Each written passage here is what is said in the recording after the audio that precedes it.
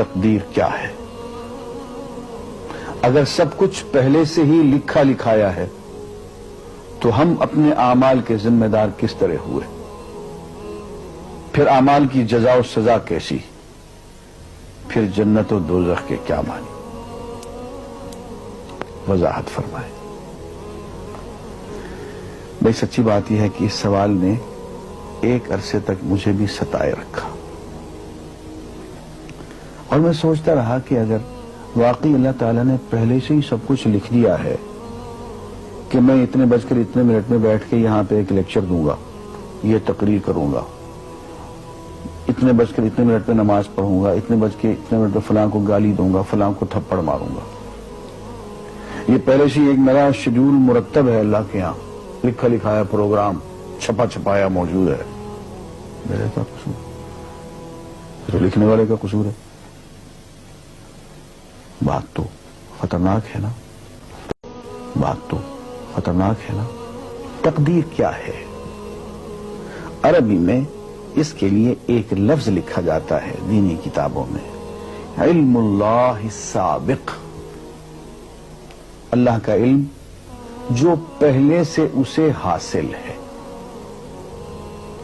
اللہ کو معلوم ہے کہ آج میں اتنے بج کر اتنے منٹ پہ اپنی مرضی سے، اپنے ارادے سے، اپنی آزادی فکر اور آزادی عمل پہ، عمل سے کام لیتے ہوئے یہ کام کروں گا۔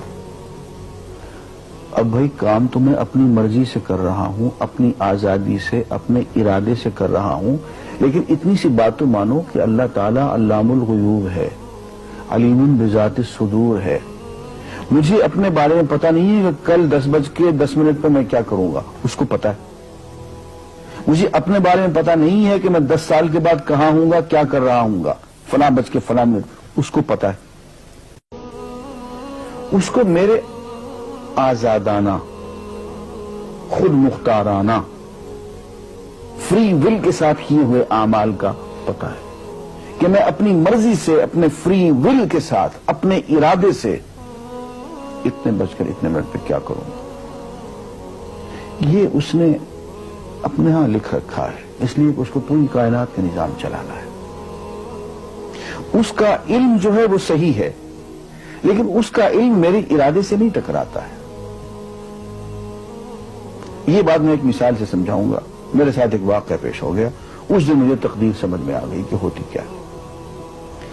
1971 کی بات ہے کہ یہاں اکاؤنٹنٹ جنرل آفس میں ڈپٹی اکاؤنٹنٹ جنرل تھا۔ اس زمانے میں ایک مشہور نجومی تھا شیخ صادق، یہاں قلعہ گزر سنگھ میں رہتا تھا۔ وہ پتہ نہیں بیچارہ زندہ ہے یا فوت ہو گیا۔ انہوں نے دروازہ کھولا، میرے کمرے میں آ گیا۔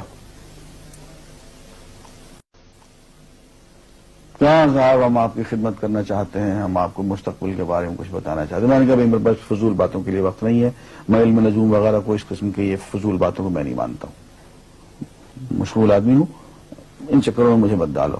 انہوں نے کہا سر مجھے صرف 1 منٹ تو آپ دے دیں۔ میں نے کہا ہاں 1 منٹ دیتا ہوں۔ اس نے ایک بہت بڑا کاغذ میرے سامنے لکھا جس پہ 40 خانے بنے ہوئے تھے، 40 چیزوں کے نام لکھے ہوئے تھے، مختلف چیزوں کے نام، کتاب، قلم، اینک، کاپی، دوات، پینسل، میز، بادل، برکھا، مسجد، مندر، ایسی ایٹ رینڈم چیزوں کے نام، 40 چیزوں کے نام لکھے ہوئے تھے۔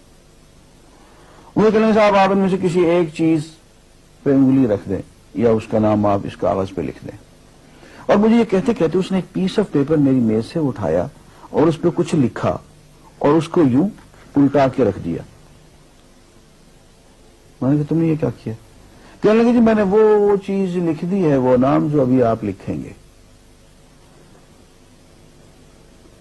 تو اب میں پریشان ہو گیا۔ تماشا کی بات ہے نا کہ جو چیز میں سوچ سوچ کے اپنے ارادے سے، اپنی مرضی سے ابھی لکھوں گا، اس نے پہلے جو لکھ کے وہاں رکھ چھوڑ دیے میرے سامنے۔ اب میں سوچ میں پڑ گیا کہ یار وہ چیز لکھوں جو اس نے نہ لکھی ہو۔ کبھی میں اس کا ارادہ کروں، کبھی اس کا ارادہ کروں، میں تنگ آ کے آخر میں نے کسی ایک چیز کو لکھ دیا، کہ میری یہ ہے۔ اس نے جب وہ الٹایا تو وہ وہی چیز نکلی۔ اب پتہ نہیں یہ کیا چکر تھا اس کا، خدا ہی جانے۔ کوئی اس کا علم ہوگا، کوئی فن ہوگا، کوئی تک بازی ہوگی، تک بندی ہوگی کوئی. لیکن اس دن مجھے پتا چلا کہ یار اس کو جو کچھ میں نے لکھا ہے اپنے ارادے سے لکھا ہے، اپنی مرضی سے لکھا ہے، اس سے پابند ہو کے نہیں لکھا. کبھی اس میں انگلی لگاتا تھا، کبھی اس پہ، کبھی اس پہ، آخر چپ کے ایک لکھا میں نے. لیکن اس کمبخت کو پہلے سے پتا تھا کہ میں کیا لکھنے والا ہوں، اور اس نے پہلے سے وہاں لکھ کے رکھا ہوا تھا. میں نے کہا یار ایک محدود علم والا آدمی میرے آئندہ کے اعمال کو اپنے ہاں لکھ کے رکھ سکتا ہے. چونکہ وہ عمل میں اپنی مرضی سے کر رہا ہوں، اپنے ارادے سے کر رہا ہوں، کوئی مجبوری نہیں ہے اس میں. لیکن وہ میری مرضی والا عمل، میرے اپنے ارادے سے کیا ہوا عمل، پوری آزادی کے ساتھ کیا ہوا عمل، اس نے پہلے سے اپنے یہاں لکھ کے رکھا ہوا. یار اگر یہ انسان کر سکتا ہے تو رحمان کیوں نہیں کر سکتا؟ اس نے میرے سارے اعمال جو میں آئندہ چل کے کرنے والا ہوں، وہ سارے کے سارے اعمال اس نے اپنے یہاں لکھ کے رکھے ہیں. اس کو انتظام کرنا ہے، میرے رزق کا انتظام بھی کرنا ہے، آگے میری زندگی، میری موت، میری قبر میں اکوموڈیشن کا پتہ نہیں کہاں کا میرے اس نے انتظامات کرنے ہیں. تو میرے بارے میں اس نے سارا کا ڈیٹا کلیکٹ کر کے رکھا ہوا ہے اپنی انفارمیشن کے لیے کہ یہ اپنی مرضی سے کیا کیا کچھ کرے گا.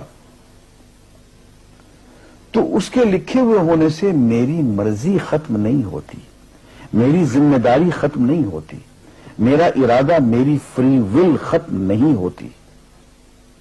یہی وجہ ہے کہ ہم جو اعمال کرتے ہیں اس میں سے اللہ تعالیٰ اس کی کچھ ذمہ داری ہم پہ ضرور ہوتی ہے.